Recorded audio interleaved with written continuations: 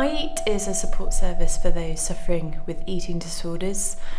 I suffered with an eating disorder for 10 years, been recovered for around 9 years now, and it basically just grew out of my testimony of wanting to help support people who are suffering with eating disorders, and mainly to give great hope that recovery is really possible and freedom is really possible too. There are 3 named eating disorders: anorexia nervosa, bulimia nervosa and binge eating disorder.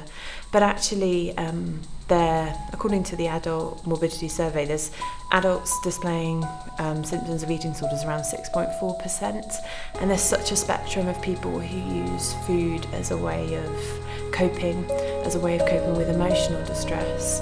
And so really there's a lot of people out there who are unhappy with their bodies, and iEat's about picking some of those people up early on and helping them find other ways of coping and helping them move through to freedom in their lives so they can enjoy it to the maximum.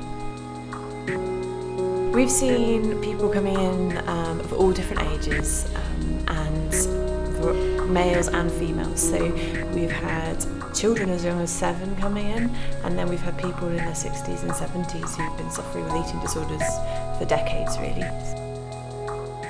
I think the difference with iEat is that they really try and get to the root of the problem and not just cover it up using a plaster or a quick fix to try and get rid of it. They really get to the root of why the eating disorder started and to deal with those issues. So they offer the initial assessment when they find out about the background of the people and where the eating disorder might have started, how long they've had it for, and then they offer a mentoring service where they will meet up with them one-to-one and just help them and be a friend to them, and it's about building relationships with these people. For instance, one service user had never sort of gone from pillar to post and had never found any kind of outlet for these feelings that he'd got. You know, never had anyone to really listen to him. This was all about the practical side, kind of dealing with the food and sort of dieting, and we were the first people he spoke to who kind of addressed the emotional side of it. And I think it was like a breakthrough moment, just seeing little bits and things like that. I'd been diagnosed with anorexia when I was 16, so I've sort of suffered for quite a long time now. I'm 23, so for quite a long time now. And I after I got back from university, I went downhill for various reasons, and that's really when I got in touch with iEat, with Jess, and started meeting her and spending sort of one-to-one sessions with her, which really helped. It was just a support that I needed at the time, and a friend and somewhere to go. And I know a number of the volunteers have experience with eating disorders. They know exactly what you're going through. You don't have to be frightened of what you're going to say, because you might be ashamed of it, but they've heard it all before. They know exactly what it is like to, and how you're feeling right at that very second.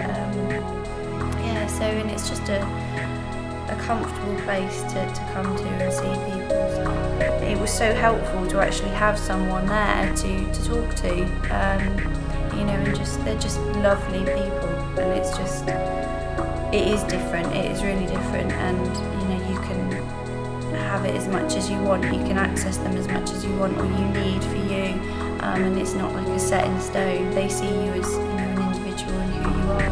It's about teaching people that beauty and inner beauty goes together, goes hand in hand, and that it's about people as people, and just loving everyone for who they are, and not because of what you look like. To see how it changes lives, to see how you see someone moving from almost a place of no hope and a lot of darkness, and their faces start lighting up, and they come in and there seems to be more life in them. That's what keeps me going and keeps me so excited. And just being able to get alongside people, bring them hope, and for them to make changes in their lives, there's nothing better.